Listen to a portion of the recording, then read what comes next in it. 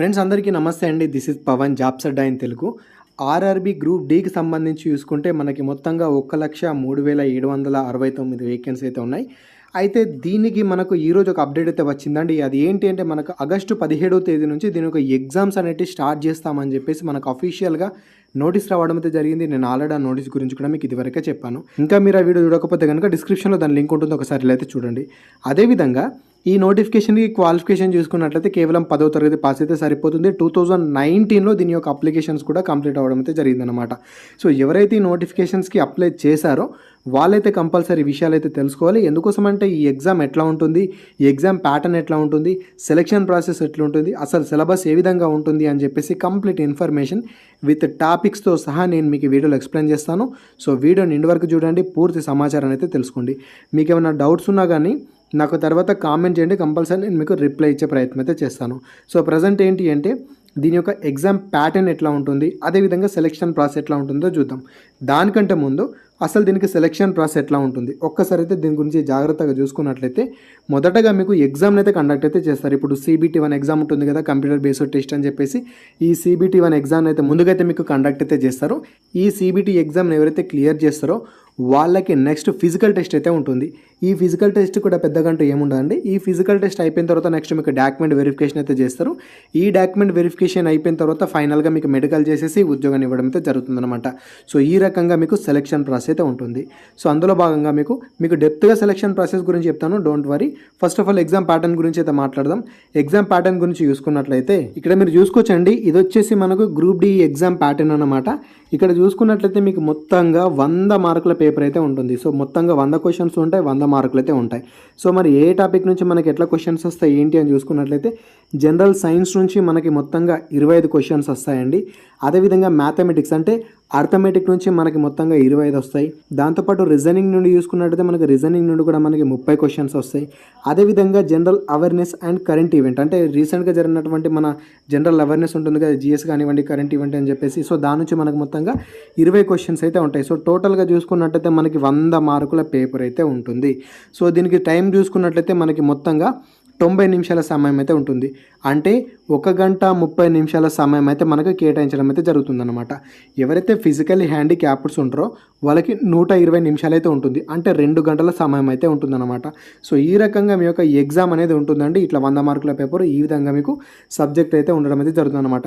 With subject వైజ్గా మీకు అర్థమెటిక్లో ఏ topic నుంచి క్వశ్చన్స్ వస్తాయి, రీజనింగ్లో ఏ టాపిక్ నుంచి క్వశ్చన్స్ వస్తాయి, దాని గురించి కూడా నేను మీకు ఇప్పుడు ఎక్స్ప్లెయిన్ చేస్తాను, జాగ్రత్తగా చూడండి. సో ఇప్పుడు చూసుకున్నట్టయితే ఇప్పుడు సబ్జెక్ట్ వైజ్గా మనకి ఏ టాపిక్ నుంచి క్వశ్చన్స్ వస్తే ఒకసారి అయితే తెలుసుకునే ప్రయత్నం అయితే చేద్దాం. ముందుగా చూసుకున్నట్టయితే మ్యాథమెటిక్స్ నుంచి అయితే చూద్దామండి. మ్యాథమెటిక్స్ అంటే ఏదో కాదు, అర్థమెటిక్ అన్నమాట. ఈ అర్థమెటిక్ నుంచి మనకి ఏ టాపిక్స్ నుంచి క్వశ్చన్స్ వస్తే చూసుకున్నట్టయితే ఒకటి నంబర్ సిస్టమ్, అదేవిధంగా డిసిమల్స్, దాంతోపాటు ఫ్రాక్షన్స్, LCM HCF, అదేవిధంగా వర్క్ అండ్ టైం, దాంతోపాటు డిస్టెన్స్, అదేవిధంగా టైం అండ్ వర్క్, దాంతోపాటు percentages, averages, mensuration, geometry, elementary statistics, అదేవిధంగా కాంపౌండ్ ఇంట్రెస్ట్, సింపుల్ ఇంట్రెస్ట్, దాంతోపాటు ట్రిగ్నోమెట్రీ, అదేవిధంగా ప్రాఫిట్ అండ్ లాస్, దాంతోపాటు రేషియో అండ్ ప్రపోర్షన్స్, అదేవిధంగా board marks rules and other topics అని చెప్పేసి మనకి ఈ రకంగా వస్తాయన్నమాట. ఇప్పుడు నేను చెప్పినటువంటి ఏ టాపిక్స్ ఉన్నాయి ఇవి మెయిన్ టాపిక్స్ అండి. వీటి నుంచి మీరు చదివారంటే ఏదైతే మనకు మ్యాథమెటిక్స్ నుంచి వచ్చే మార్క్స్ ఏవైతే ఉన్నాయో అక్కడ నుంచి మీరు ఒక్క బిట్ని కూడా మిస్ చేసే అవకాశం అయితే ఉండనమాట. సో అందుకే నేను చెప్పినటువంటి టాపిక్ నుంచి మేజర్గా మీరు కొంచెం బేసికే చదవాలి. మరీ పేపర్ అంటూ అంత హార్డ్ ఏం ఉండదు, మీకు బేసికే ఉంటుంది. బట్ ఏంటి అంటే మీరు కొంచెం బేసిక్ లెవెల్లోనే కొంచెం అడ్వాన్స్గా చదివారంటే మీరు ఎగ్జామ్లో కొంచెం ఎక్కువ మార్కులు సాధించడానికి అవకాశాలు అయితే ఉంటాయి.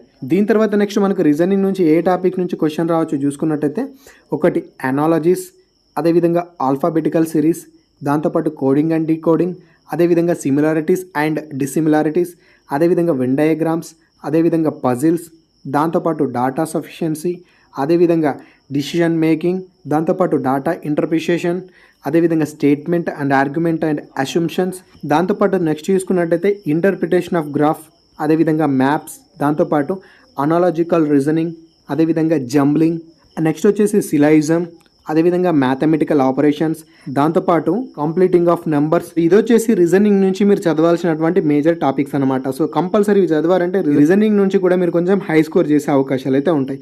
దీని తర్వాత నెక్స్ట్ చూసుకున్నట్టయితే సైన్స్ నుంచి కూడా మనకు క్వశ్చన్స్ అయితే వస్తాయి. ఈ సైన్స్ నుంచి చూసుకున్నట్టయితే ఫిజిక్స్, కెమిస్ట్రీ, అదేవిధంగా లైఫ్ ఆఫ్ సైన్స్ అని చెప్పేసి ఏదైతే మనకు 10th స్టాండర్డ్ లెవెల్ ఉంటుందో దాని నుంచే మనకు క్వశ్చన్స్ అయితే వస్తాయి. ఇప్పుడు మీరు ఫిజిక్స్, కెమిస్ట్రీ అదేవిధంగా ఏదైతే నార్మల్గా లైఫ్ సైన్సెస్కి సంబంధించినటువంటి బేసిక్ క్వశ్చన్స్ ఉంటాయో మీరు అవి చదవాల్సి అయితే ఉంటుందన్నమాట. సో మీరు అవి అయితే చదవండి సైన్స్కి సంబంధించి. దాంతోపాటు నెక్స్ట్ వచ్చేసి ఇప్పుడు మనకు general awareness and current affairs అయితే ఉంటుంది కదా. కరెంట్ అఫైర్స్ అనేది కూడా చాలా చాలా మెయిన్ టాపిక్ అండి. సో దీని నుంచి చూసుకున్నట్లయితే మనకు సైన్స్ అండ్ టెక్నాలజీ నుంచి క్వశ్చన్స్ వస్తాయి, అదేవిధంగా పాలిటీ నుంచి, దాంతోపాటు ఎకనామిక్స్ నుంచి కూడా మనకు క్వశ్చన్స్ వస్తాయి. అదేవిధంగా స్పోర్ట్స్ అంటే రీసెంట్గా జరిగినటువంటి స్పోర్ట్స్ ఉంటాయి కదా, కరెంట్ అఫైర్ కింద మనకి ఇట్లా క్వశ్చన్స్ వస్తాయి. అదేవిధంగా కల్చర్, దాంతోపాటు పర్సనాలిటీస్ అంటే ఇప్పుడు ఫర్ ఎగ్జాంపుల్ మన దేశానికి సంబంధించినటువంటి మొదటి వ్యక్తులు ఇట్లా ఉంటారు కదా, దానికి సంబంధించి, అదేవిధంగా ఇంపార్టెంట్ ఈవెంట్ కానివ్వండి, ఇంపార్టెంట్ డేట్స్ కానివ్వండి, వీటి నుంచి కూడా మనకు క్వశ్చన్స్ వచ్చే అవకాశాలు కూడా ఉంటాయి. అదేవిధంగా కొన్ని రకాల రిలవెంట్ టాపిక్స్ కూడా మీరు చదవాల్సి అయితే ఉంటుంది. సో ఈ ఏరియా నుంచి మీరు ఈ టాపిక్స్ని అయితే కవర్ చేశారంటే మీరు జనరల్ అవేర్నెస్ కూడా మీరు మంచి స్కోర్ చేసే అవకాశాలు అయితే ఉంటాయి.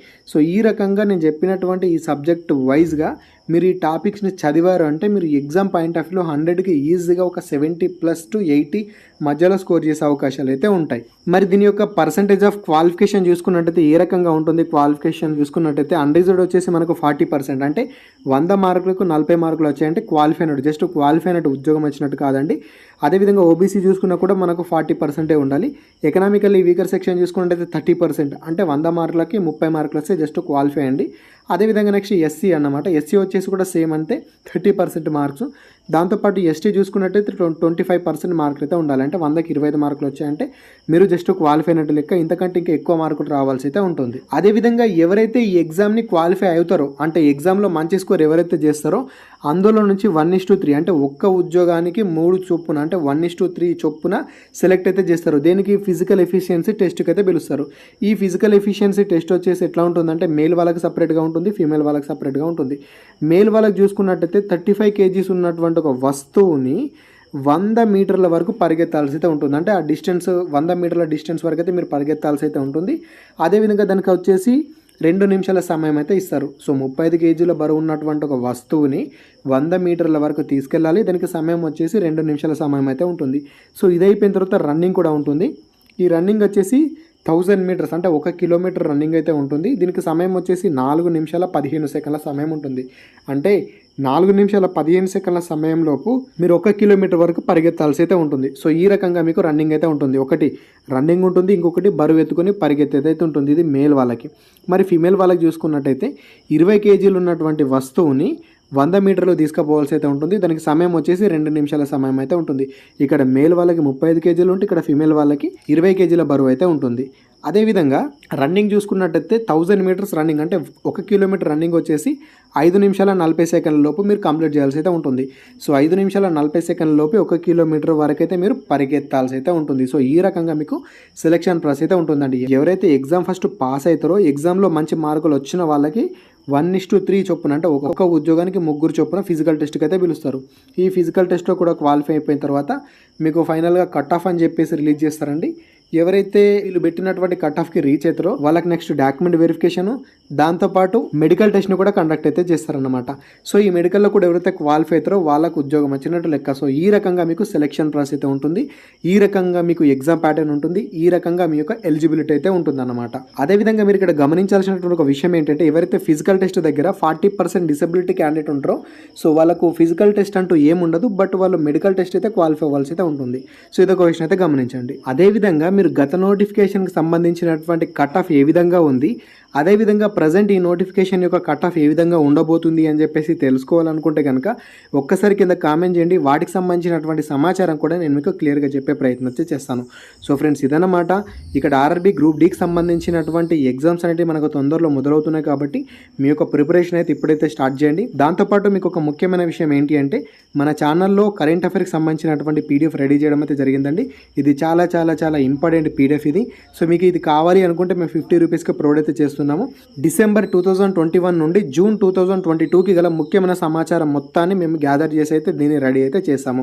ఇది ఎంటీఎస్ ఎగ్జామే కానివ్వండి, అదేవిధంగా ప్రజెంట్ ఇప్పుడు మనకు ఆర్ఆర్బీ గ్రూప్ డి ఎగ్జామ్కి కూడా చాలా చాలా ఉపయోగపడుతుంది. డిసెంబర్ నుండి జూన్ వరకు గల ముఖ్యమైన ప్రతి అంశాన్ని మేము అందులో పొందుపరచడం అయితే జరిగిందనమాట. ప్రతిరోజు జరిగినటువంటి కరెంట్ అఫైర్లో మినిమం 10 క్వశ్చన్స్ తీసుకొని దీన్ని రెడీ చేయడం అయితే జరిగిందనమాట. సో మీకు ఎగ్జామ్ పాయింట్ ఆఫ్ వ్యూ దీని నుంచి మీకు ఒక్క బిట్ కూడా మిస్ అయితే అవ్వదండి. సో ఖచ్చితంగా ప్రతి ఒక్కరు తీసుకునే ప్రయత్నం అయితే చేయండి. సో ఇది మీకు కావాలనుకుంటే అనుకుంటే కనుక ఇక్కడ కనిపిస్తున్నటువంటి నెంబర్ ఉంది కదా, ఈ నెంబర్కి ఫోన్పే, గూగుల్ పే దేని ద్వారా 50 రూపీస్ సెండ్ చేయాలి. అదే నెంబర్కి వాట్సాప్లో మీరు ఆ స్క్రీన్ షాట్ని, ట్రాన్సాక్షన్ స్క్రీన్ షాట్ని సెండ్ చేసి మీరు ఏ లాంగ్వేజ్ పీడిఎఫ్ కావాలనుకుంటున్నారో ఆ లాంగ్వేజ్ని అయితే మాకు అక్కడ వాట్సాప్లో రాసి పంపారంటే మేము మీకు ఫ్రాక్షన్ ఆఫ్ సెకండ్లో ఆ పీడిఎఫ్ని పంపించే ప్రయత్నం అయితే చేస్తాము. సో ఇదన్నమాట, ఇది చాలా చాలా ఇంపార్టెంట్ పీడిఎఫ్ కాబట్టి ప్రతి ఒక్కరూ తీసుకొని మీ యొక్క ప్రిపరేషన్ ఇప్పుడే మొదలైతే పెట్టండి. సో ఫ్రెండ్స్, ఇదండి. మీకు ఈ వీడియో కనుక ఉపయోగపడినట్లయితే ఖచ్చితంగా లైక్ చేయండి. అదేవిధంగా ఈ వీడియోని మీ ఫ్రెండ్స్కి షేర్ చేయడం మాత్రం మర్చిపోకండి. Thank you for watching. అందరికీ ఆల్ ది బెస్ట్. జై భారత్.